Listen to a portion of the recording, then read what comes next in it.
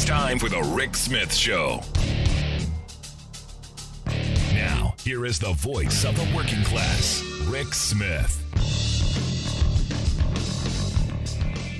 And welcome, brothers, sisters, working class heroes. This is the Rick Smith Show.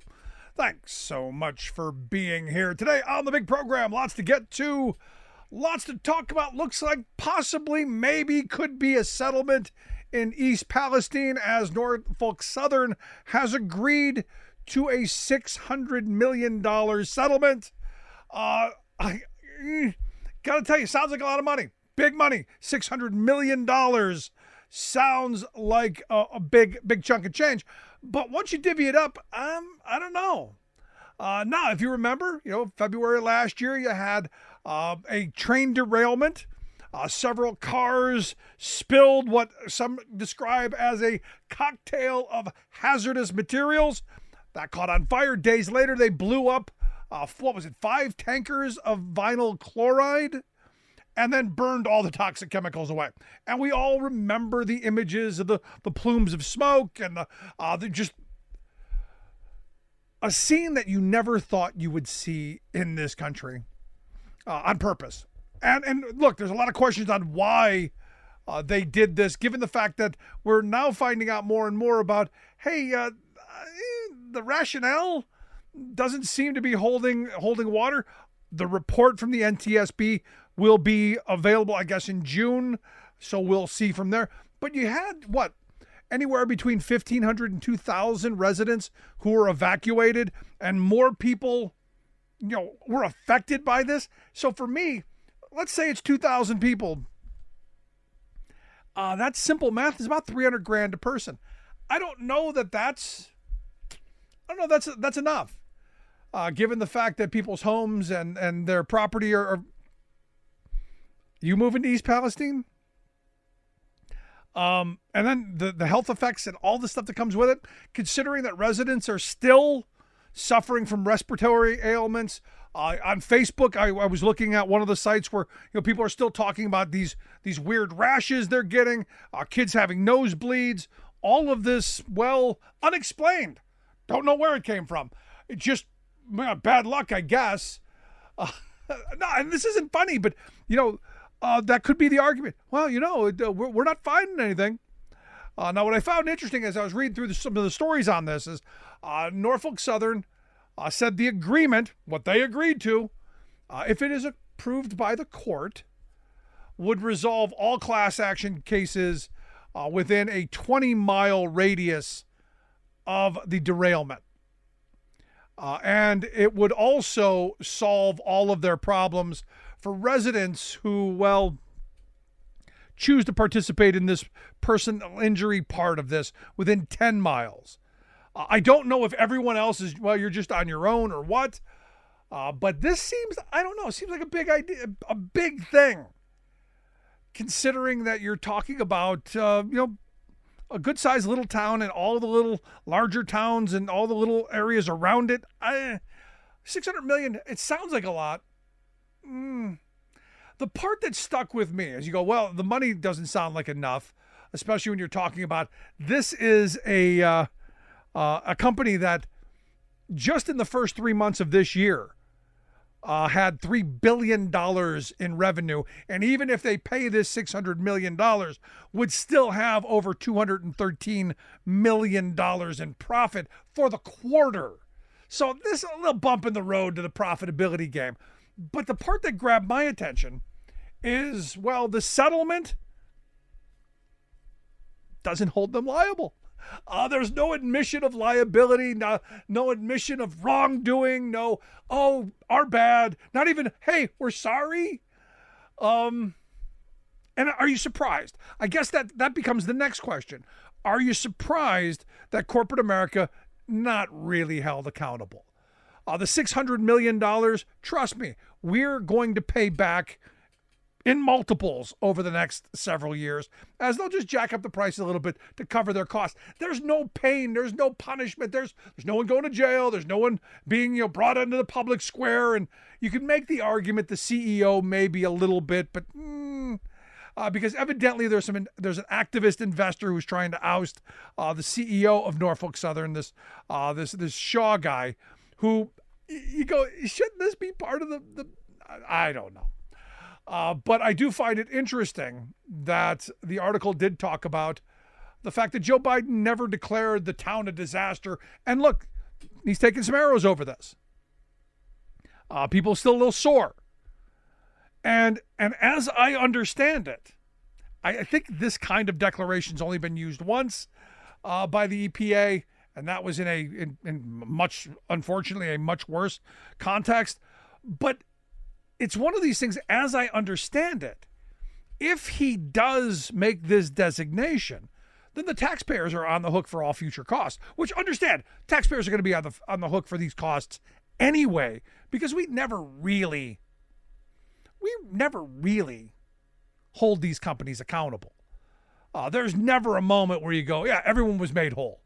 There was never a moment where you go, yeah, the companies really, they took a hit here, but they did the right thing. I don't ever remember that story. And I don't think this is going to be it either. Now, the railroad says that they're going to create a fund to pay for future healthcare costs, the long-term needs of people in this community, although haven't figured that out yet. There's part of me that goes, once they get these class action suits behind them, once they've got that kind of immunity thing, if you will, yeah, I think there's always going to be a reason why. And worse yet, look, let's say they do set up a big fund with a lot of money. You think about the tobacco fund years ago. You think about the opioid crisis and the lawsuits that came out of that. And you look at the states that saw that as a slush fund. Does this become another one of those scenarios? How long before legislators go, hey, we can rob Peter and, well, pay our friends? And Ohio seems to be, I don't know if you've noticed, the corruption seems to be rampant. In fact, a second person having to deal with this energy thing that they had, this House, I think it was House Bill 6 or something.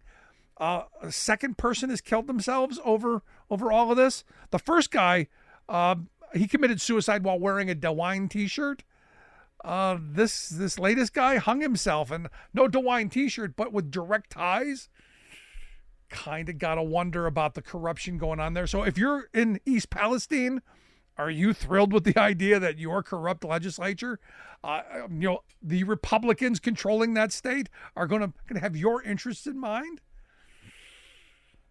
Not so much. Now, this brings me to the fact that the good folks over at Good Jobs First, they put out a report here just the other day talking about the $1 trillion corporate misconduct mark.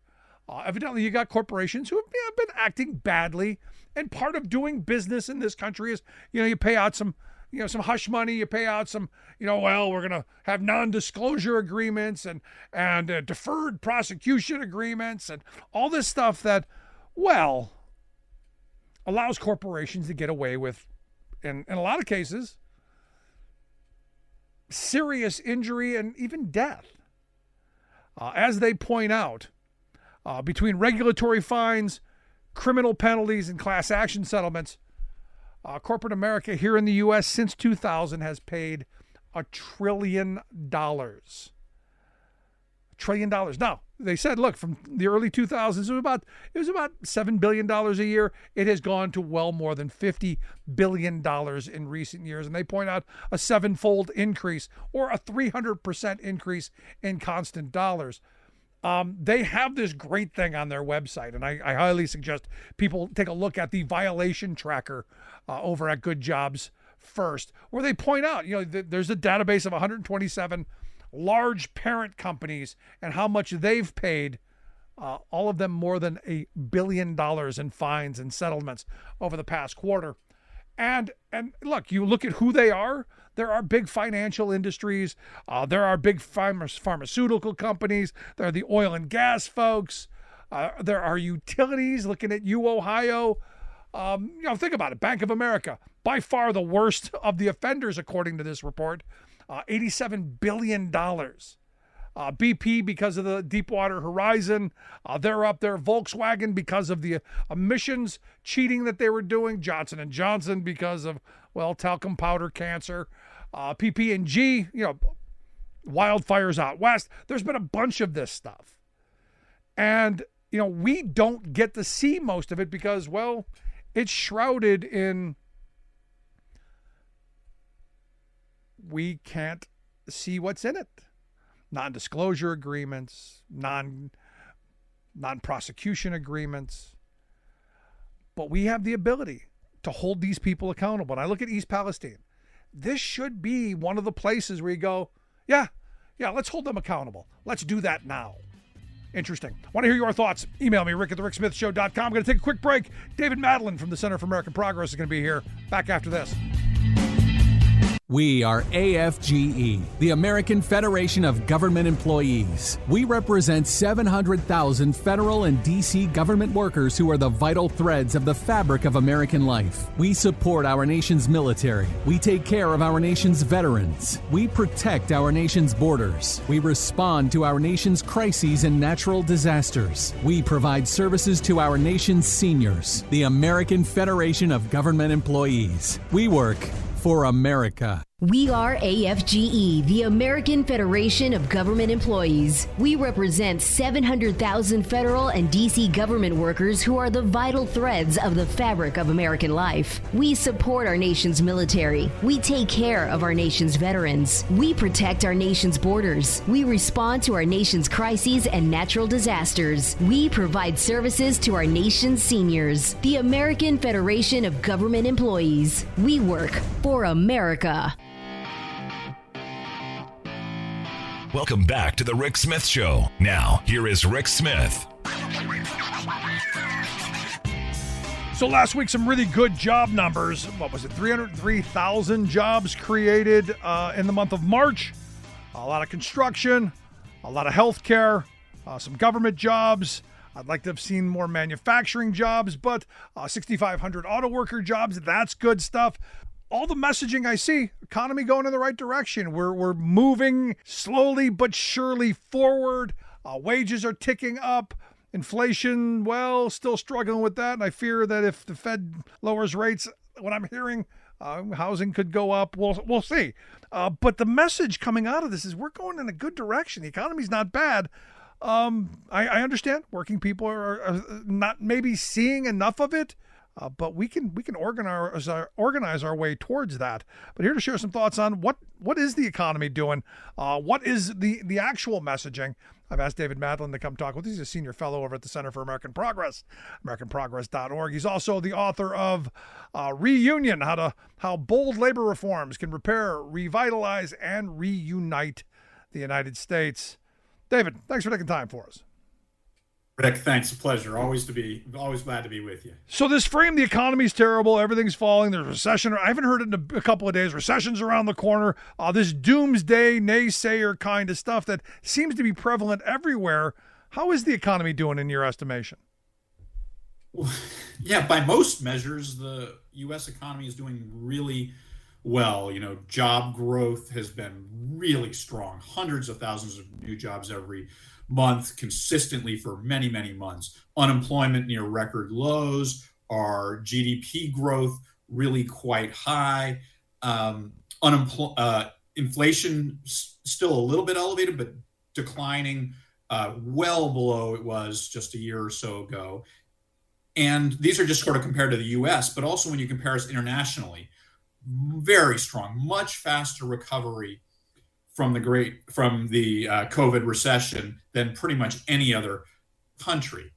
And then, as sort of the big question though, is why are, Americans relatively pessimistic about the economy now when most all of the indicators are very positive? And this is the big question. I don't think anyone's going to have the full answer.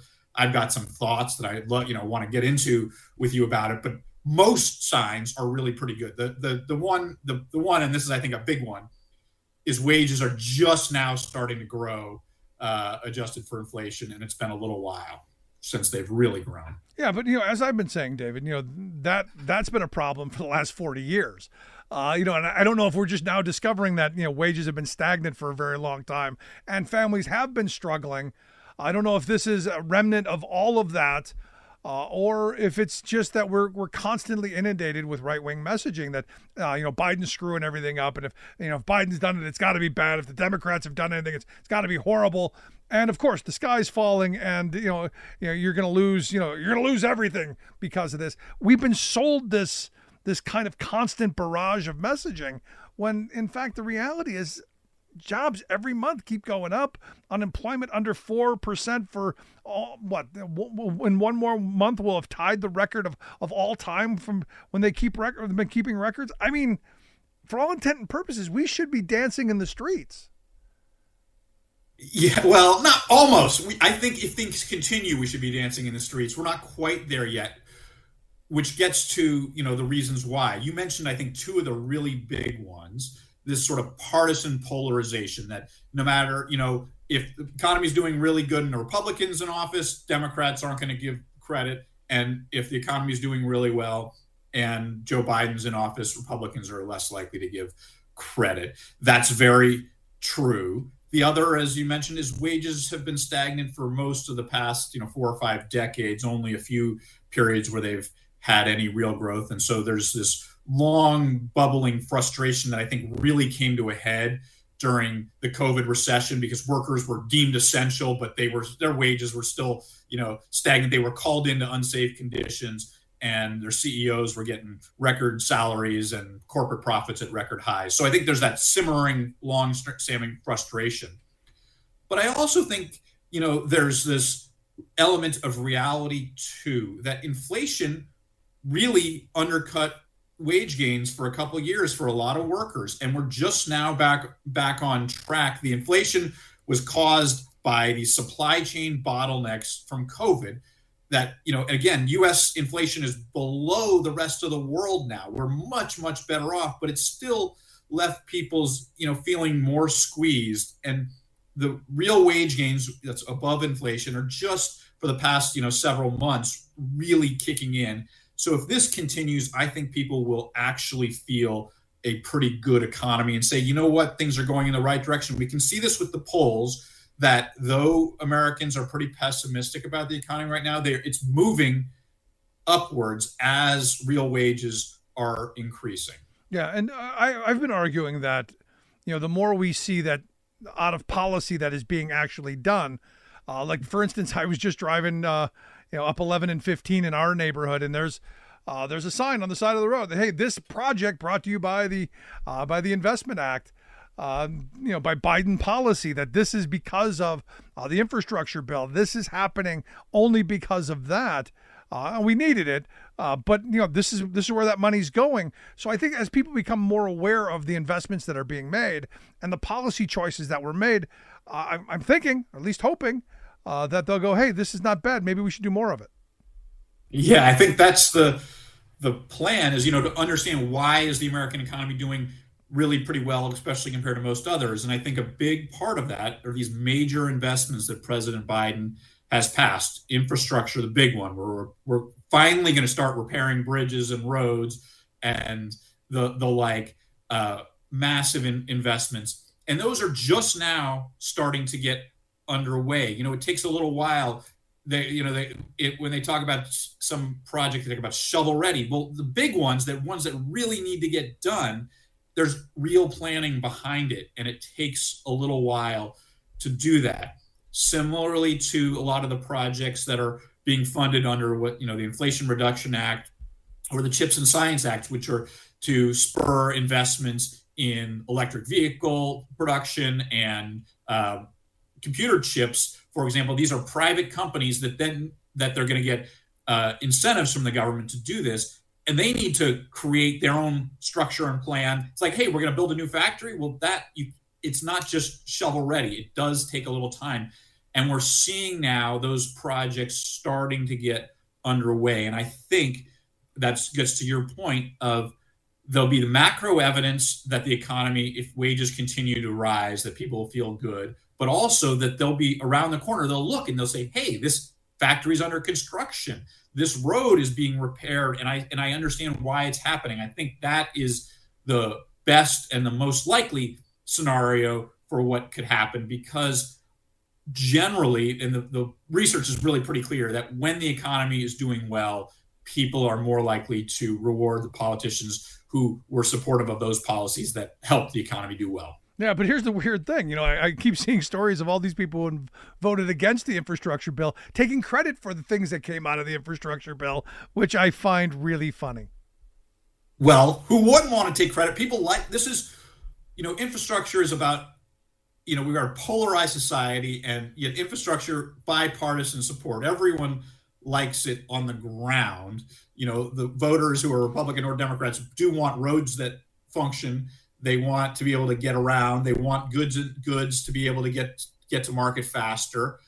So people like these projects. Unfortunately, the Congress is so dysfunctional and polarized that a lot of politicians, typically most of them Republicans, but there was a bipartisan infrastructure bill. It was Republicans and Democrats that supported it and passed it, and President Joe Biden signed it, and he got it done. Donald Trump claimed to be infrastructure week, never got it done. But so Biden gets a lot of credit, but it still was a bipartisan thing. Unfortunately, then you have the politicians who voted against it still championing it.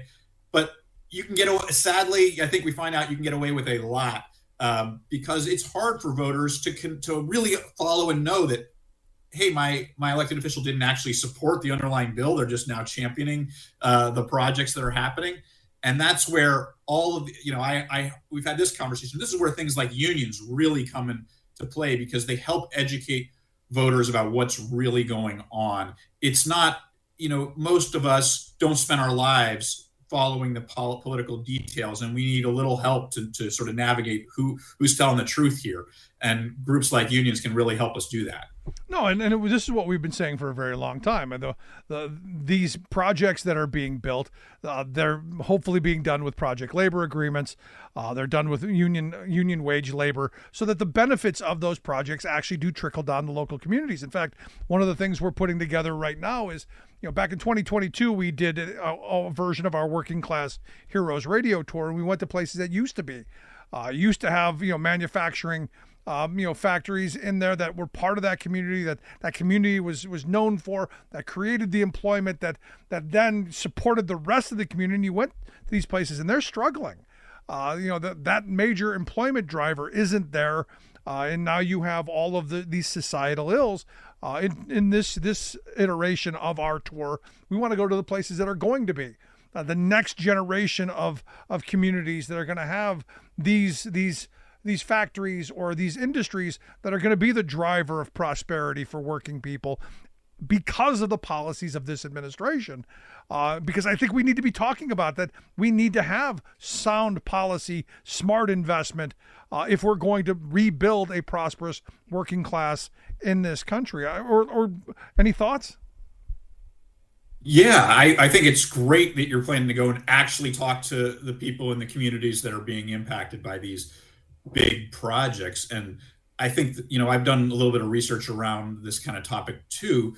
And I think among the things that are really interesting, one thing we found was that communities that lost manufacturing jobs over the past 2 decades. So these are the places that have really been decimated by terrible policy that, from NAFTA to China into the WTO, decimated by those kind of bad policies, are more likely to get new investments from these Biden policies than other communities, because that's where a lot of the manufacturing is being reinvested into these kind of areas. So you might be going back to some of the places you were before. The other thing that's we've been finding is that the construction jobs building these plants, as you mentioned, a lot of them have project labor agreements or prevailing wage, and they often are really good union jobs that, I interviewed workers talking about transformative, life-changing, best thing. They went from poverty to being in the middle class to being able to buy a house. Really, really important. Big question is whether, the voters are going to recognize this, but also the manufacturing jobs, there's not as strong of the sort of what I call strings on them. And so it's going to be an additional effort, including by unions. And we can see this big, reunion push around, like UAW trying to unionize a lot of the factories. But so there's still a lot more to be done to ensure the manufacturing jobs are going to be good union jobs. Yeah, construction also still more there too, but a lot really pretty good start so far. And about time they start organizing and really putting betting the farm on it. I mean, at this point, the argument of we're going to keep the powder dry, that's not a good argument, because when it's over, maybe the best thing will happen, you'll have dry powder. But this is the thing. As an economist, you understand that when you have those decent wages going into building projects, when you have those good wages going into manufacturing, that there is that reverberation effect into the local economy. I mean, there's study after study that shows this. When you invest smartly, there's a benefit to people who don't even get those jobs. There's a benefit to the small business owner, to the local property tax base. There are many benefits that we're not really talking about. Yeah, so there's the direct benefits from creating these good jobs, that those workers' lives improve, but then they're able to spend additional money, and that creates these, additional kinds of jobs you're talking about. And that is key, not just for okay, you build a new factory and then a sandwich shop across the street opens, but it's even much bigger than that, because then new businesses, this is sort of basic kind of Keynesian economics, new businesses start because they know there's going to be increasing consumer demand. And that it's this increasing consumer demand is sort of this virtuous cycle that when workers have high, or wages are growing, they spend more. That causes businesses to say, you know what, this is a place we want to be. And they grow there, invest there. And this creates then more high-paying jobs. And that's the kind of cycle we are trying to create. And it's sort of the direct opposite of the old, failed trickle-down theory, which says you cut taxes on business, you cut taxes on the rich, and they're going to invest. But we know actually what causes businesses to invest is this growing consumer demand. And you build growing consumer demand by creating good, solid union jobs. Yeah, I mean, it seems like common sense. It really does. It seems, but we've been sold the other thing for so long. I think we've internalized it, that if only we cut more taxes for the rich, if we just gave them more, that maybe something would fall out of their pockets. Hasn't happened yet, but who knows? Maybe someday.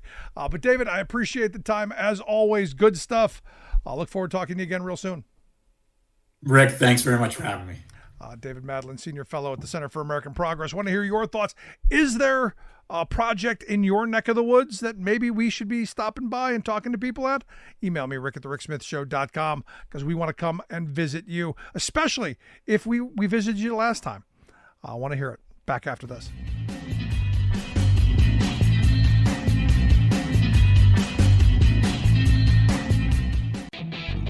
Welcome back to the Rick Smith Show. Now, here is Rick Smith. So, back in 1938, the Fair Labor Standards Act established, among other things, a minimum wage law. We got rid of child labor, too, which my Republican friends seem to be wanting to get rid of today. We're going to make child labor great again. But, in 1938, they said, hey, let's establish a minimum wage, which at the time was whopping 25 cents an hour. And look, the economy was so much different back then, much different than it is today. And so they made lots of exemptions. There were compromises, if you will. And those compromises, unfortunately, in today's world, seem to hit women, farmers, truck drivers, other low-wage workers the hardest. Basically, the voiceless of that era were left behind, and surprise, surprise, still kind of today. So the federal minimum wage today, $7.25 an hour, which has not been raised in 15 years? 2009 was the last time they raised it, which is bad, terrible, unforgivable.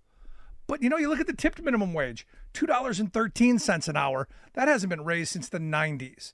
So imagine my surprise when I see a story coming out of Georgia. Yeah, Georgia. A bipartisan effort coming out of Georgia to end something called the sub-minimum wage. As if $7.25 isn't bad enough, legally, it can get lower. And here to talk about what's happening in Georgia, I've asked Julia Metraux to come talk with us. She's a fellow at Mother Jones, where she covers disability and public health. She's got an article over there, motherjones.com, if you want to take a look at it, titled "In Georgia, a Rare Bipartisan Push for Disability Rights." Julia, thanks for taking time for us. Thank you so much for having me. Well, unfortunately, in many states, it is legal to pay disabled people just 25 cents an hour or even less. No, it's crazy. No, it's absolutely crazy. But there is a push in Georgia and in other states to end this, isn't there? Yeah, so Georgia is the 17th state that could pass legislation to end this practice. 16 states so far have either passed legislation to end it or reform it. Even in states where it's not like purple states, where it's not purely Democrat or Republican led, it has largely been a Democrat effort. We're seeing in Georgia, unfortunately, their legislative session ended already, very early in the year for that in comparison to other states. And so it already passed through the Georgia State House, and no one voted against it. And this was a bill largely pushed by Republicans. There was only one Democrat sponsoring it. And it was read twice in the Senate, and it unfortunately wasn't read a third time and voted on, but it does seem in the future that this legislation could very well pass. No, it just seems like, it's crazy that you could pay someone $0.25 an hour, but there are arguments for this. And, can you help me walk through some of the arguments of leaving it the way it is? Because, I asked a couple people about this. I said, well, what do you think? And I got every excuse under the sun on why we should keep it. What are you hearing? Well, I think one thing to keep in mind is a lot of people don't know it's Cisco. Like if you ask 100 people on the street, a lot of people's responses will be like, wait, I had no idea that was a thing. Because when you think of subminimum wage, you're like, oh, are you talking about people who are getting tip wages or something? This doesn't come to mind. I think that also when it comes to arguments, I also think another thing to keep in mind when this legislation was passed, this was when people with intellectual and developmental disabilities who largely work in these positions today were locked up in asylum. This legislation was mainly made for disabled veterans who were getting back into the workforce. And so an argument against keeping the way it is that people with intellectual and developmental disabilities won't get hired anywhere else. There are many reasons I think where this isn't a good argument. Number one, is just looking at the history of what this was for. This was obviously not the purpose. Second of all, we see states that have started to get away from this, and people with intellectual and developmental disabilities aren't being unemployed at higher rates. I also think one reason why this is looking positive to passing in Georgia doesn't actually have that many workers under what's called the 14C certificate. So every company that is applying for the ability to pay disabled workers less than minimum wage, they have to be approved by the federal government. Okay. And so Georgia only has 8. And so that's it? Just 8 people? No, sorry, 8 different places. Oh, okay. And that ranged from 4 people to 77 people. In some states, because there's 40,000 across the country, some states have hundreds of people per warehouse. And also in a lot of these places, they're what it's referred to as a sheltered workshop, where disabled workers are effectively almost segregated from everyone else. So they're not surrounded by really non-disabled workers too, which also a lot of disability rights advocates have taken problems with, just because disabled people shouldn't be separated from everyone else. Yeah, I mean, the biggest response that I got from it, I asked a couple of my Republican friends, what they thought, and their response was, well, the federal government or state governments are making up the difference. This is an incentive to get employers to hire people, to get them, some skills and get them into the workplace, and mainstream them back into society. So they were opposed to doing away with it because their belief, and help me here if you think if they're wrong, Their belief is that, the federal government and state governments and all these other agencies, Social Security, disability, and all these other things were subsidizing that wage. So it didn't really matter what they were making. They were still getting paid. Any thoughts on that? Have you heard that before? I've heard that argument. I think something to keep in mind is that where are the examples that these sheltered workshops where people are being paid some minimum wage is getting people to work other jobs in states where this is the practice? There are not many examples of this. And second of all, I think disabled poverty is a huge issue. We know people with disabilities, whether they have an intellectual disability or blind or something else, live below the poverty line as like at twice the rate as non-disabled people. So if that's going to change, people need to be paid a fair wage. And unfortunately, in states like Georgia, being paid, which their state's minimum wage is like $5 an hour. So most jobs that end up being the federal minimum wage, which is $7. That, of course, is still not a living wage. No, absolutely. Which is why I was going to ask you, because in your piece, you quote this Dom Kelly, the CEO of a nonprofit organization down there called New Disabled South. And he said, for the disabled people who can work, a living wage is a step to address disabled poverty, but making a few dollars or even cents an hour is not. Being paid a sub-minimum wage, Kelly says, hinders and prevents disabled people from having autonomy in their lives. And I agree with that. But aren't the minimum wage and the living wage, aren't those separate issues? Because there's no way to make an argument that today's minimum wage is anywhere close to a living wage. So I think we should argue the same things, which is I think we should all be arguing that every working person should earn a living wage. I absolutely agree with that. And I also, I guess the rhetorical question is, why is it okay to pay someone less than minimum wage, which is already way too low, when they're part of a protected class?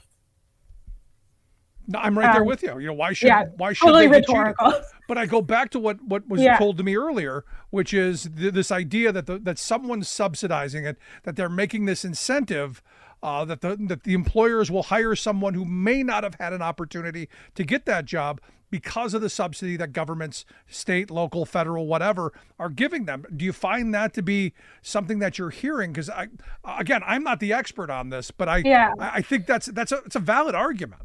I've heard that argument from mostly non-disabled people who say either their family member or someone else can't work elsewhere.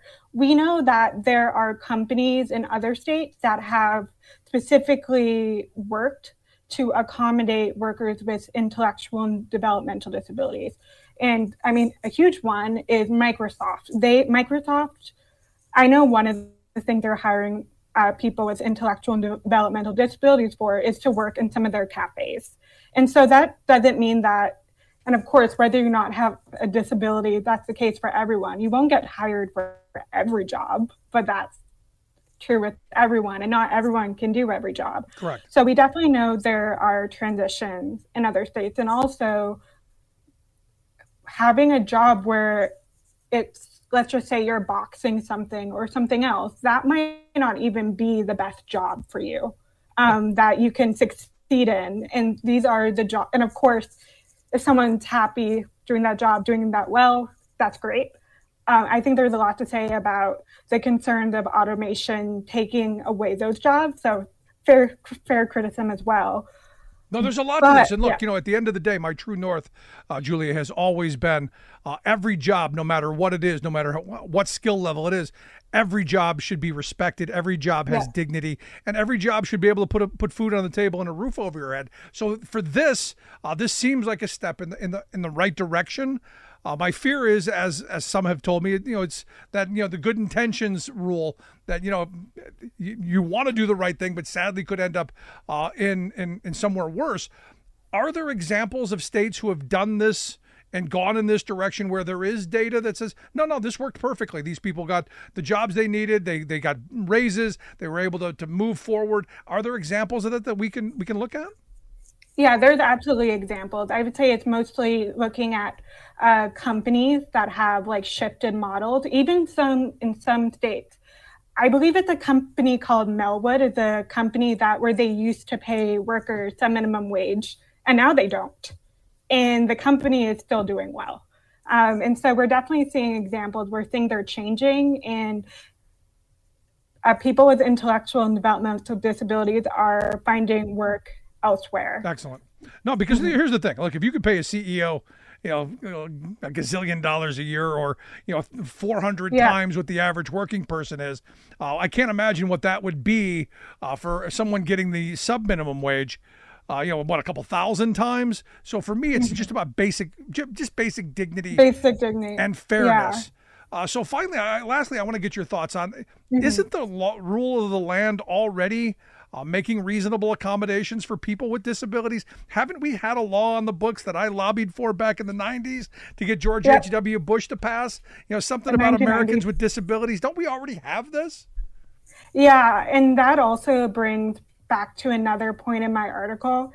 The Americans with Disabilities Act, which is the legislation you're referring to, it was signed into law by a Republican president, and it also was supported by Republican members of Congress. So disability civil rights legislation about jobs for people who can and want to work doesn't have to be a Democrat issue. It can be a bipartisan I got to stop you here. Here. That was a different Republican Party. Very much different. Very different. That is true. In the time, but I think Georgia can be an example of the current Republican Party. Okay. As we know. No, I'm going with you there. This is beautiful. Just looking at Georgia. No, I love the fact that there can be some bipartisanship on something that respects work, that rewards work, especially when you're talking about someone who's being cheated. It's amazing to me, the more you look at our laws, at how some groups are marginalized. It's the voiceless, it's the powerless. Those are the folks who keep getting screwed over. And when there's a moment when they can get some justice, I'm all on board. I absolutely agree as well. So last question, what do we do? How do we get this pushed through in our state? I'm not even sure if Pennsylvania has a sub-minimum wage. I now got to double check this. I'm pretty sure Pennsylvania still has sub-minimum wage for disabled workers. I'm pretty sure. And including states that have passed it, it's not necessarily all in blue states either. Like Massachusetts hasn't done anything. And I was raised in Massachusetts. I looked that before the call. It was either, I believe it was New Hampshire, for example, which it's a purple state, and Maine as well, have passed it. One thing that you can do is get in touch with your state legislator to talk about why you think this is a problem, point them to other states that have passed it and their reasoning, and also point to examples of companies that have hired people who used to be paid sub-minimum wage, and as well really uplifts the voice of disabled workers who want change and they want autonomy. And well, you can't have any autonomy in your life if you're paid cents an hour, just in terms of being able to afford rent or and that's anything whether like you're that. disabled or not. Look, at the end of the day, if you don't have the economic freedom to take a day off from work, to put food on the table and a roof over your head, you don't have very much. But Julia Metraux, I appreciate you taking some time. Great piece. Hope folks will take a look at it. In Georgia, a rare bipartisan push for disability rights, written by Julia Metraux. We'll get links out on social media. Julia, thanks so much. Thank you for having me. Again, I look at this and the fight for just basic dignity. This is kind of a big thing. Want to hear your thoughts? Email me, rick@thericksmithshow.com. Gonna take a quick break. Right back after this. I'm Rick Smith, and this is Labor History in 2. On this day in labor history, the year was 1934. That was the day that labor organizer Frank Norman disappeared from the Lakeland, Florida area and was never heard from again. It's believed he was kidnapped and murdered by members of the Ku Klux Klan. Norman was organizing citrus workers in the northern part of the state. The citrus groves, cigar factories, and textile mills in the area maintained a highly segregated workforce. The Klan terrorized workers and labor organizers that dared to disrupt this segregation by attempting to organize workers across racial lines. Klan members marched in parades through workers' neighborhoods and burnt crosses near union meetings. The next year, another union organizer, Joseph Shoemaker, was kidnapped by the Klan. Shoemaker had come to Florida from Vermont to organize cigar workers. 44 Klan members took Shoemaker and 2 other men 14 miles into the woods outside of Tampa. Shoemaker's leg was plunged into boiling hot tar. He was beaten and tortured and left for dead. When he was found, doctors tried to save his life by amputating his leg. But after 9 agonizing days, he died from his injuries. The investigation into the crime showed collaboration between the Klan and the local police. 5 policemen were convicted and sentenced to just 4 years in jail for their role in the terror attack. But the next year, their sentences were overturned and they were released. No one was ever held accountable for the murders of Norman or Shoemaker. These 2 men and countless others forgotten by history gave their lives trying to organize workers and stand up for racial justice. The Klan terrorized union organizers across the South, in states like Tennessee, Georgia, and South Carolina. Like what you hear? Check out more at laborhistoryin2.com. Welcome back to The Rick Smith Show. Check out our website, thericksmithshow.com. Questions, comments, something on your mind, email me, Rick at thericksmithshow.com. So, look, I think it's fantastic that Georgia is finally, coming into the 21st century. I think it's fantastic that 16 other states across this country have already done this.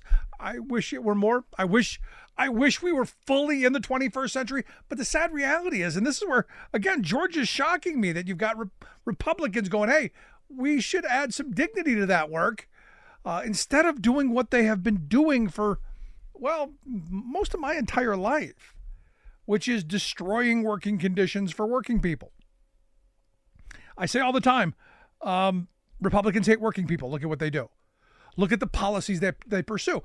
Now, you look at the fact that the Fair Labor Standards Act, the FLSA, was passed in 1938. And look, it is a central part of our labor law. Sad reality is it was 1938 that this was passed and compromised on. But it did some really incredible, monumental things where you stop and you think about it and you go, do you think today we could get such a life-changing piece of legislation passed? Because remember, back then, we were still living in the era of liberty of contract, where if you were desperate enough to work for poverty wages in deplorable conditions, that was your right. You had the liberty to work in desperation. You had the liberty to be cheated. You had the liberty to be used, abused, and discarded. Yeah. And because of the Fair Labor Standards Act, they established a minimum wage. Said this is going to be the floor. Now, sadly, again, this is the part where you go, a lot of marginalized groups, a lot of voiceless groups, they got left out. They got compromised away. But for the mass of society, this was incredible. Setting a 25-cent minimum wage back in that era was huge. And minimum wage went up every couple, because it was popular, giving people a raise to be able to put food on the table and make it an actual living wage. And the reason I brought it up with Julie is I think people think that, if we raise the minimum wage, that will be a livable wage. No, it won't. We raised it to $7.25 back in 2009. It wasn't a livable wage then. So I look at this now and you go, let's have the right conversation. Let's talk about livable wages for all working people.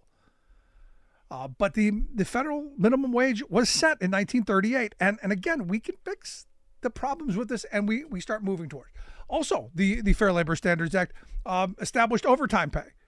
That fight for the 8-hour day, the 40-hour work week, that 8 hours for work, 8 hours for rest, 8 hours for what we will, inculcated in law, required employers to pay these workers time and a half after 40. Now you go, the unions went much further. It was, in my experience, it's always been time and a half after 8, which is where it should be. And I'll tell you, was shocked when someone said, what?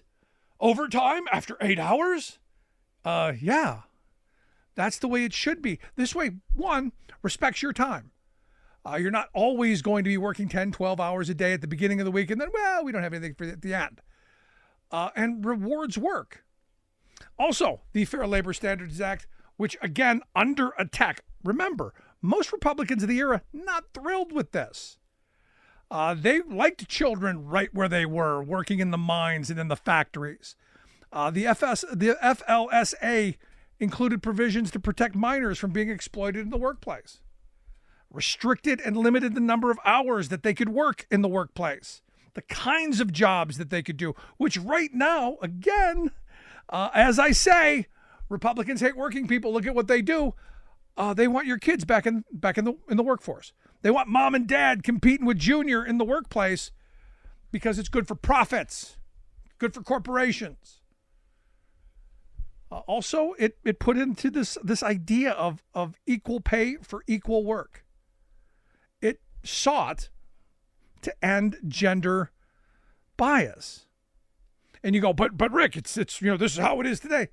Yeah, we've got a lot of work to do. But they tried. They were trying to get to that place. Striving for a more perfect union. Also put into place enforcement mechanisms. A division of wage and hour so that when you get cheated, which, understand, truck drivers get cheated on minimum wage all the time. They have the right to pursue minimum wage claims. Remember, that tipped employee that works at the restaurant, a lot of times they get screwed out of minimum wage. There's a mechanism. Sadly, we don't use it near enough because it's underfunded. But there is a mechanism in place to protect workers from being screwed over. It requires, employers to keep records so that you can make sure that they're in compliance with the law. That, I'll tell you, important stuff.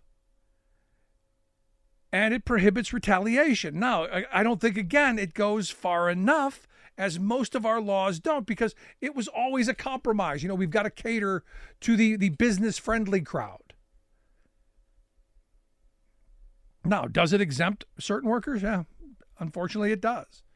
Now, it exempts, the CEO and professionals and people who are exempt from minimum wage because they make high wages. But again, you go back to the 70s when the number in today's dollars would have been I think it was 46,000. It would have been for before you could get exempt, to where just a couple of years ago when Obama was trying to raise it, it was 26,600. So if you worked at a fast food restaurant and they gave you a cute little name tag that said assistant manager, you could work 100 hours a week, 52 weeks a year for 26,600. Just because, hey, you got a cute title. Now, Obama tried to raise it up to 47. I think during the Trump years, they lowered that down to into the 30s. It should be back up into the 40s and 50s because we don't want workers to be exploited in this way. And I remember people going, well, we're going to raise them, and it's going to hurt business. No, you're not going to hurt business by ensuring that workers get a fair shake and get access to overtime. Because maybe what you do is maybe don't work them that many hours. You don't have to pay the overtime. You don't. You could respect their time. And you look over the years since 1938, we've made various adjustments. We've done all kinds of things. Changing labor conditions. As we needed things, we've done some. But there's a lot more that needs to be done. And this is where I come back to, in this moment, we should be talking about major, comprehensive labor law reform. The last time we had labor law reform in this country was the 1930s. 35, you get the National Labor Relations Act. 38, you get the Fair Labor Standards Act. You start talking about influencing the economy in a way that benefits working people. And understand, from that point forward, what we've had are Republicans time and time again siding with business interests, gutting those laws to ensure the pendulum swings towards corporate power. Because understand, the NLRA, the National Labor Relations Act, what it understood corporate America, the boss, has all the power. They decide when you work, where you work, how you work, what you get paid, all of that stuff. They decide all of it. Workers have zero power in the workplace. It is an authoritarian dictatorship at work. That's how it is. And what the NLRA sought to do was Give workers some bit of say, some bit of voice, some bit of dignity. When do we get to redo this in a way for the 21st century as AI comes online, as robotics come online, as who knows, maybe they're going to start mandating, if you want to work here, got to get that chip in your head to make you smarter. Look, I'm already seeing places where they're putting chips in people's hands so that they can clock in, use the vending machine, access their whatever. Places where I've already taken retinal scans to let you get into places. We need a 21st century Workers' Bill of Rights, a new updated Fair Labor Standards Act, a new updated National Labor Relations Board that's going to deal with today's issues. Because understand, our conservative friends, they want to take us back to the days of desperation and poverty. They want to take us back to the Lochner era. No questions about that. And child labor laws, and minimum wage laws, and maximum hour laws, and all of the safe working conditions, all the regulations, all that. And they tell us this. It's just we got to believe them. Want to hear your thoughts? Email me, rick@thericksmithshow.com. Miss any portion of the program, grab the podcast, or you can catch the video at freespeech.org. As always, I appreciate you being here. Thanks so much. We'll see you back here next time.